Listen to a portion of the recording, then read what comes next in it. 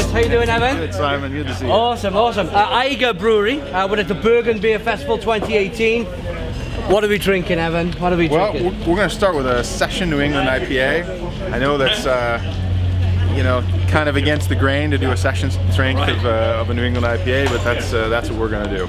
Amazing. Yeah, amazing. We you know, in Norway we have these funny laws where everything over 4.7% has to go to the liquor monopoly, and under 4.7 is grocery stores. So we try and do both. We're really strong in grocery, so we decided to do a lower strength Session IPA, and it's called Upstate IPA because I come from upstate New York. I see, I see. And of course, it's 12 o'clock in the day. This is a perfect beer. The sun's just come out. Exactly. This is a perfect kind of. We had a day at the festival yesterday. This is your breaking into the day. Absolutely, it's a good start. A nice, refreshing start. You ready to go? We got the 360 end on our cans here. Yeah. Always love that great big crack. Yeah, it makes me happy. Yeah, on the can.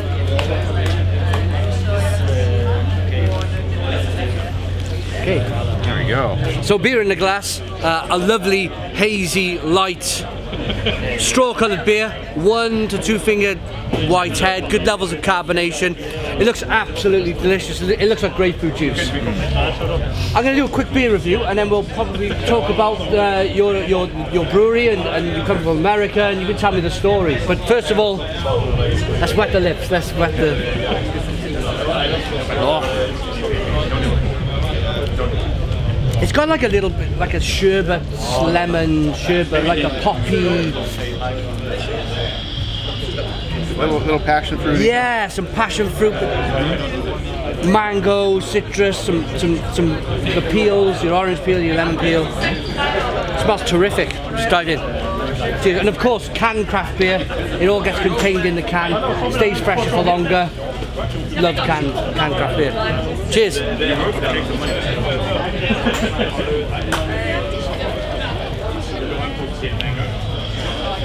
Stone the Crows.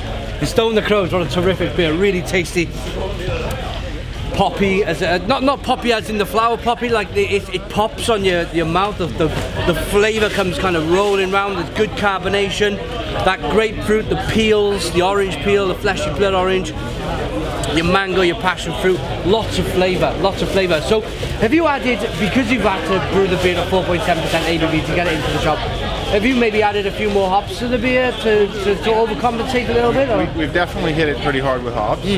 Also a bit of oats in the grain bill, so a little bit more chewiness, which we like. And you know, we don't look at a 4.7 beer as a compromise. Of course, with this style, it's a little bit more difficult.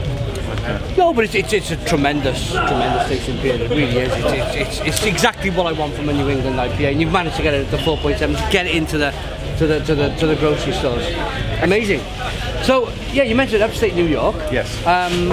When did you start Ægir Brewery? Did you fall in love with Norway to begin with, or? Well, we have to go back a little bit further actually. Okay. Because I started homebrewing in upstate New York in 1989. So next year I've been brewing 30 years. Okay. And you could say that at some point my hobby got a little out of control, as it does. And I think a lot of people here could probably say the same thing.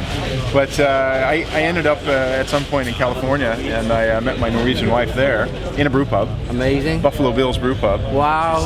It was actually, I think, the 9th craft brewery in the U.S. Started in '83. Really? So, yeah. So it's really right at the beginning. It's really a piece of history. Yeah. And is that your lovely wife over there? It's not. But this is Liz, one of my brewers. So yeah. I'm sorry. Sorry. Okay. Okay. And then yeah, Norway.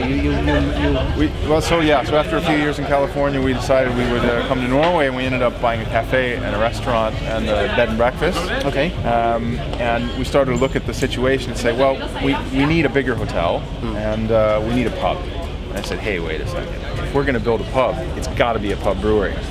Wow. And my lovely wife said, why not? Let's do it. My goodness. So that's actually our motto now. Why not? So 2007, 11 years ago, we opened the brew pub. And then 5 years after that, we opened our production brewery. Now we're distributed in 12 countries, the UK being our biggest export market. Yeah. And outside of that, we're in about 4,000 grocery stores in Norway. I hear, I've not been there, but I hear it's a beautiful building, the hotel you've been. Is it on the... No, this is just a sign, but it's like a Danish, like Viking, like... It looks like a Norwegian stave church, very much. Okay. And so like a 1,000-year-old Viking church in a way. That's what it looks like. We've really wanted it to be kind of old and rough and real, and with a shiny brew pub in there. Of course. Brilliant. And okay, so we're up to the point now where you put your production now into cans. You probably keg. Do you do any cask, or is it not for the market? We don't. Yeah. So you can say that everything that's fresh, hoppy, that we want consumed in a year or less, preferably sooner, that all goes in cans. All the big stuff goes into bottles. Okay. So sour beers and anything like an imperial porter or a stout or a barrel-aged beer, those are going into bottles. And then other than that, we do 20 and 30 liter key kegs. Amazing. And going forward, what's the future? What's the next 5 years gonna happen with Ægir? What's the plan? Yeah, exciting stuff. So we're still pushing our strategy. We were not the first Norwegian craft brewery to go over to cans.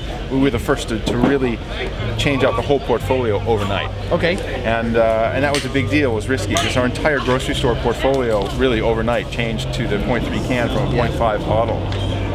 So we're continuing to push that strategy, and export has grown enormously. So we see a lot of your beers in the UK, and they're terrific. The branding, when you see them sat there on the shelf, there's so many different beers now on the shelves in the supermarkets and the bottle shops.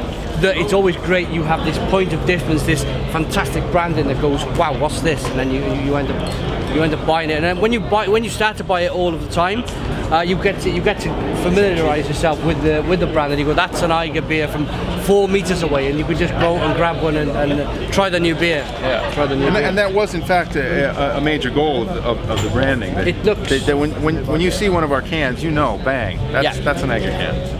Amazing. I love the branding. Upstate IPA. I'm going to rate this. I think it's tremendous. Second day of the festival, 12 o'clock. This is the first bar we've hit today. It gets very, very busy, so I wanted to get it in early. But this is the perfect beer to start off your day.